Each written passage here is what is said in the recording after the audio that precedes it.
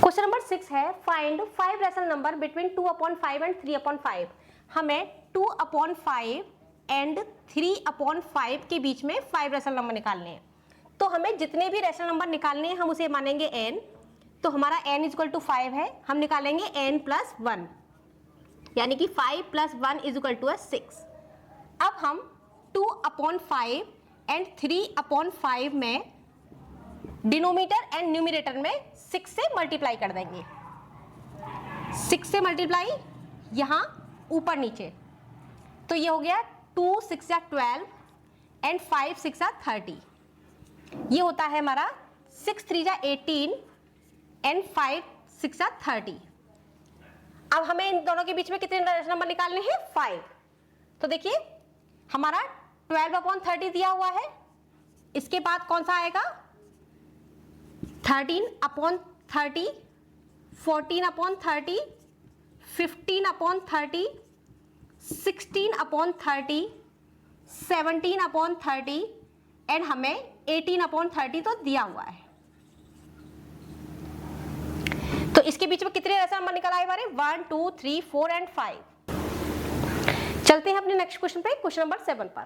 Question number 7 दिया है find 5 rational numbers between 1/6 and 2/5। हमें 1/6 एंड 2/5 के बीच में 5 रैशनल नंबर फाइंड करने के लिए बोला गया है। तो देखिए यहाँ दोनों का ही डिनोमिनेटर अलग अलग दे रखा है, तो हम पहले तो इन दोनों का डिनोमिनेटर सेम करते हैं। उसके लिए हम क्या करेंगे? हम 6 एंड 5 का लेंगे एलसीएम। जो हमें डिनोमिनेटर दे रखे हैं 6 एंड 5, हम उनका क्या लेंगे? एलसीएम लेंगे पहले। 2 3 6 एंड 5 को ऐसे उतार लेंगे, 3 1 जा एंड 5 1 जा 5।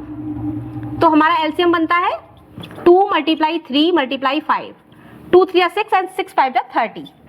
हमारा एलसीएम क्या आया? 30। अब हम 1/6 एंड 2/5 में दोनों का ही जो डिनोमिनेटर है उसे हम 30 बना लेंगे। उसके लिए हम क्या करेंगे? देखिए 6 5 30 यानी कि इसमें 5 से ऊपर एंड 5 से ही नीचे मल्टीप्लाई करेंगे। इसमें 5 6 30, तो 6 से ही नीचे करेंगे, 6 से ही ऊपर। ये क्या हो गया? 5 1 जा 5 एंड 6 5 जा 30। ये हो गया 2 6 जा 12 एंड 5 6 जा 30। अब हम इन दोनों के बीच में कितने रैशनल नंबर निकालने हैं? 5 रैशनल नंबर निकालने हैं। तो देखिए वो कौन कौन से हुए? हमें 5/30 तो दिया हुआ है, 6/30, 7/30, 8/30, 9/30, 10/30, 11/30 एंड हमें कौन सा नंबर है हमारे पास? 12/30 हमें दे रखा है।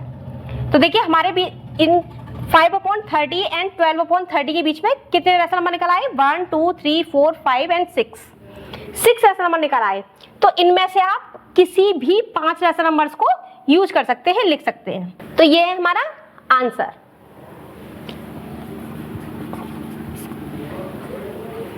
चलते हैं अब नेक्स्ट क्वेश्चन की तरफ, क्वेश्चन नंबर 8 पर।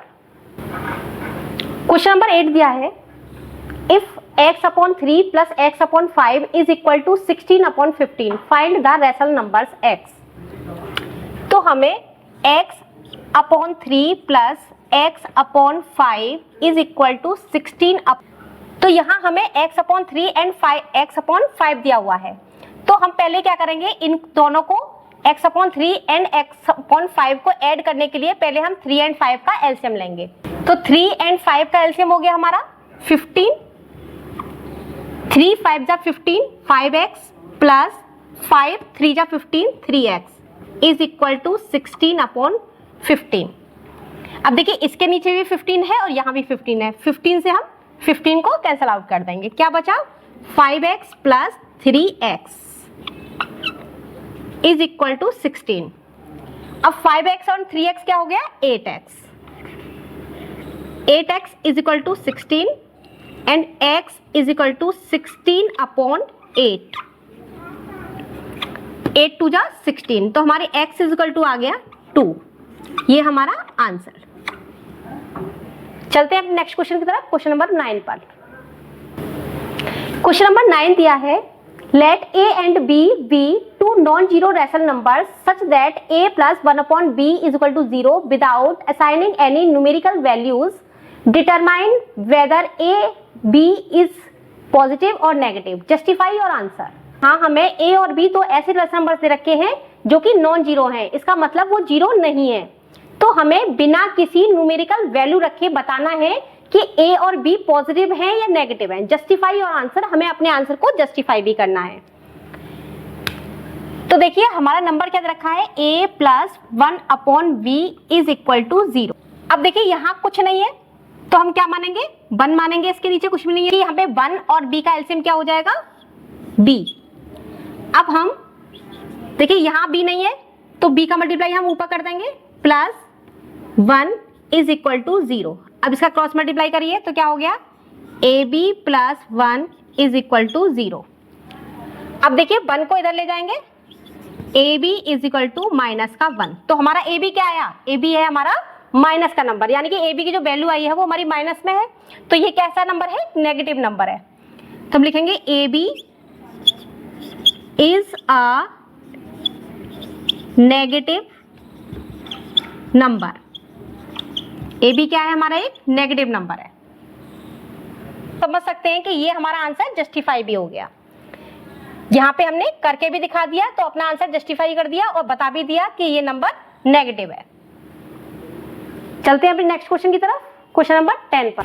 क्वेश्चन नंबर 10 दिया है, a rational number has a terminating decimal expression whose last non zero digit occurs in the fourth decimal place. एक टर्मिनेटिंग डेसिमल एक्सप्रेशन है जिसकी फोर्थ डेसिमल प्लेस जीरो नहीं है। तो इधर समझिए जैसे कि कोई नंबर है 3 5 7 5, तो इसकी फोर्थ डेसिमल प्लेस जो है वो जीरो नहीं दे रखी, फोर्थ प्लेस पे क्या है, जीरो नहीं है। So that such a number can be written in the form p upon 10 to the power 4, और जो नंबर है वो हमारा p upon 10 to the power 4 दे रखा है। Where p is an integer not divisible by 10, और जो हमारा p है वो एक ऐसा इंटीजर है जो कि 10 से डिविजिबल नहीं दे रखा।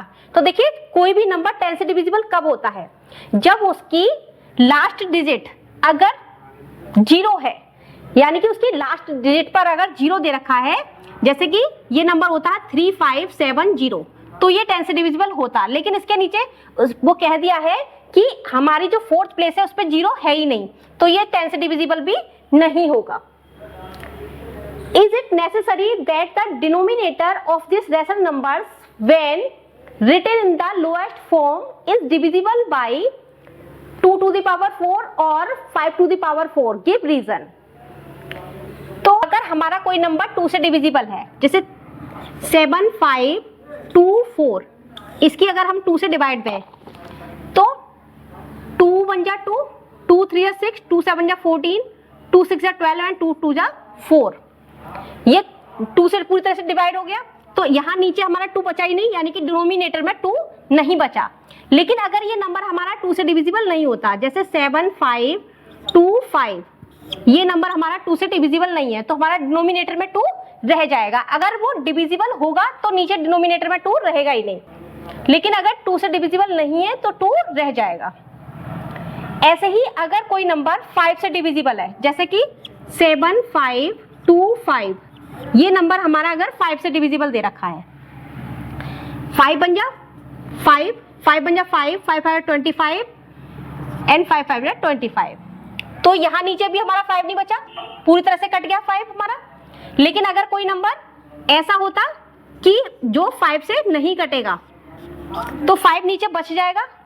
तो वो यही कह रहा है कि अगर हमारा p 10 से डिविजिबल नहीं है, तो अगर 2 या 4 से डिविजिबल होगा तो उनमें से क्या बचेगा। तो p upon 10 to the power 4 को हम ऐसे भी लिख सकते हैं 2 इंटू 5 की पावर 4, क्योंकि 2 5 जा 10। अब इसे एक बार 2 की पावर 4 इंटू 5 की पावर 4। तो देखिए अगर ये नंबर हमारा 2 से डिविजिबल होगा तो यहाँ से 2 नहीं बचेगा, केवल 5 की पावर 4 बच जाएगी। अगर 5 से डिविजिबल होगा तो 2 की पावर 4 बचेगी केवल। So if p is not divisible by 2, then अगर 2 से डिविजिबल नहीं होगा तो 2 की पावर 4 बच जाएगी, then denominator is equal to 2 की power 4 and if p is not divisible by 5, then denominator is equal to क्या बचेगा, 5 की पावर 4 बचेगा। अगर वो 5 से डिविजिबल नहीं होगा तो 5 की पावर 4 बच जाएगा। चलते हैं अपने क्वेश्चन नंबर 11 पर। क्वेश्चन नंबर 11 दे रखा है जो कि बहुत इंपॉर्टेंट क्वेश्चन है। Without performing division determined whether the decimal expression of 18/125 is terminating और non terminating. If it terminates state the number of decimal places. तो हमें बिना डिवाइड करे बताना है कि 18/125 टर्मिनेटिंग है या नॉन टर्मिनेटिंग है, और अगर वो टर्मिनेटिंग है तो उसकी हमें डेसिमल प्लेस बतानी है। तो हमारा नंबर क्या देखा है, 18/125। तो 125 में पहले हम 125 के फैक्टर करके देखेंगे, यानी कि डिनोमिनेटर के फैक्टर करेंगे। अगर ये 2 और 5 की फॉर्म में आ रहे हैं तो ये टर्मिनेटिंग होंगे, नहीं तो ये टर्मिनेटिंग नहीं होंगे। तो पहले इसके फैक्टर करिए 125 के। 5 2 जा 10, 5 5 25, 5 5 25 एंड 5 बन जा 5। 18/5 इंटू 5 इंटू 5 यानी कि 18/5 की पावर 3। अगर हमें ये से देखना है कि ये टर्मिनेटिंग नंबर है या नहीं है, तो अगर हमारे डिनोमिनेटर में 2 की पावर m एंड 5 की पावर m की फॉर्म में नंबर आ रहे हैं, वो नंबर हमारा क्या होगा, टर्मिनेटिंग होगा। अगर 2 या 5 से अलग भी कोई नंबर दे रखा है तो वो हमारा टर्मिनेटिंग नहीं होगा, वो नॉन टर्मिनेटिंग होगा। यानी कि इन वाले फैक्टर्स में हमारे 2 या 5 से अलग कोई नंबर से कटा है अगर ये नंबर, तो वो हमारा नॉन टर्मिनेटिंग नंबर होगा। तो ये क्या है, 5 की पावर 3 है, तो ये क्या है, हमारा टर्मिनेटिंग नंबर है। It is a terminating decimal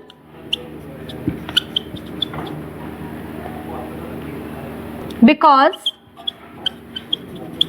denominator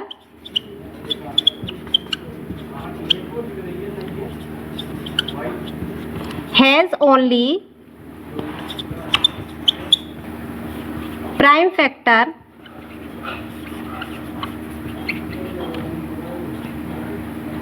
five.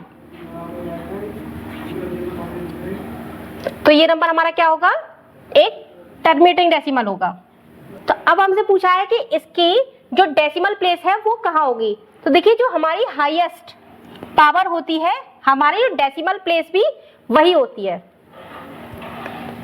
तो हाईएस्ट पावर कितनी दे रखी है, हमारी 3 दे रखी है, इसकी डेसिमल प्लेस भी क्या होगी, 3 होगी। तो देखिए अगर हमें अब इसकी बिना डिवाइड करे इसे डेसिमल फॉर्म में निकालना है तो कैसे निकालेंगे। देखिए 18/5 की पावर 3 दे रखा था हमें, तो अगर इसमें हम नीचे 2 की पावर 3 और ऊपर भी 2 की पावर 3 से मल्टीप्लाई कर दें तो हमारा डेसिमल एक्सप्रेशन निकल आएगा। 18 ये हो गया 2 2 जा 4, 4 2 जा 8 अपॉन 5 2 जा 10, 10 की पावर 3, इसका मल्टीप्लाई करिए 18 8 जा 144 अपॉन 10 की पावर 3। अब देखिए जितनी भी हमारी पावर लगी हुई है, हमारा डेसिमल भी उतने नंबर के बाद ही लगेगा। तो 3 पावर लगी हुई है, 3 की 10 की पावर कितने है, 3 दे रखी है, तो हमारा डेसिमल भी 3 नंबर्स के बाद ही लगेगा 1। तो हमारा नंबर कहाँ लगेगा, डेसिमल कहाँ लगेगा, यहाँ पे।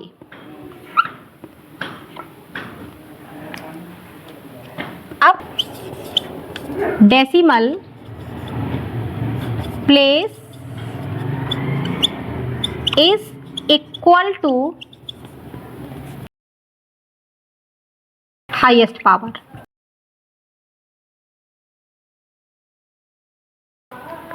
आज के लिए बस इतना ही, मिलते हैं अपनी अगली वीडियो में। और अगर आपको हमारी वीडियो पसंद आई हो तो प्लीज इसे लाइक, शेयर एंड सब्सक्राइब करना मत भूलना। Good bye.